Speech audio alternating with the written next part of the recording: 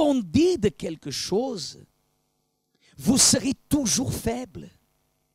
Le diable travaille toujours dans le but de faire de vous comme une remorque. Une remorque, vous savez, il utilise quelque chose, il utilise quelque chose pour que vous dépendiez de lui. Et ce que Dieu veut, c'est que Dieu veut de vous, de moi, de nous, c'est que nous dépendions de qui? De lui. Vous vous rappelez de Gédéon, Église? Oui ou non? Vous vous rappelez de Gédéon, qu'on parle souvent de lui, ou vous ne vous rappelez pas? La révolte de Gédéon. Gédéon qui était un homme, la situation, elle était affaiblie en Israël. Mais Gédéon, dans son intérieur, il refusait, il rejetait, il avait la compréhension d'ici, Église. La foi de Gédéon était ici dans la tête. Il y a des personnes qui ont la foi dans la bouche. Il y a d'autres qui ont la foi dans le cœur. Mais la foi qui produit le résultat est la foi qui est ici dans la tête. Parce que la tête est la pensée. Et la pensée est l'esprit. Et il faut que les vrais adorateurs lui adorent en esprit et en vérité. C'est ici dans votre pensée que vous êtes fort ou vous êtes faible.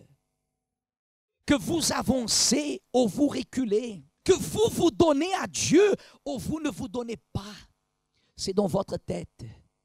Parce que la tête, Église, n'a pas de sentiment. Ce qui a le sentiment, c'est quoi? C'est le cœur.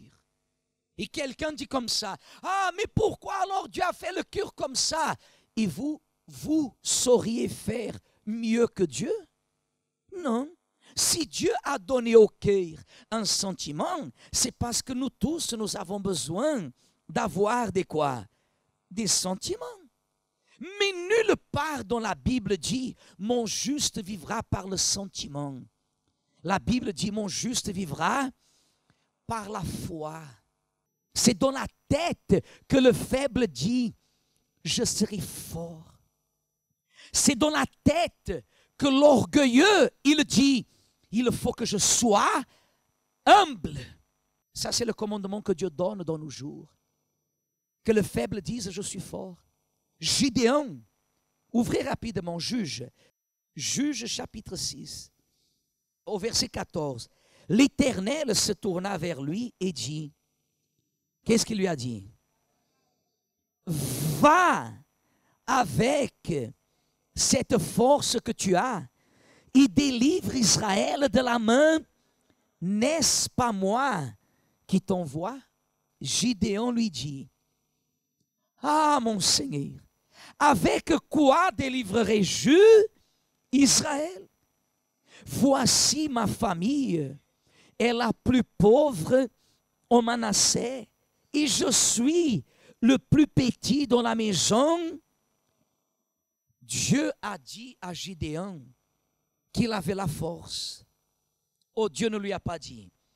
Et Gédéon, qui était tellement indigné, quand il écoute ça de l'Éternel, il tombe dans le piège que beaucoup d'entre nous sommes tombés.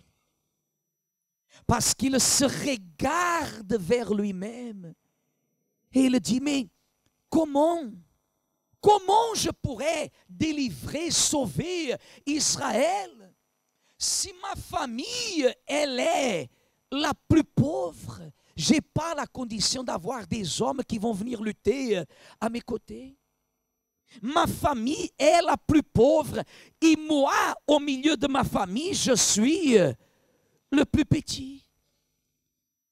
Même ayant la force, il était en train de se rendre aux faiblesses. C'est Dieu qui lui a donné la direction, Église.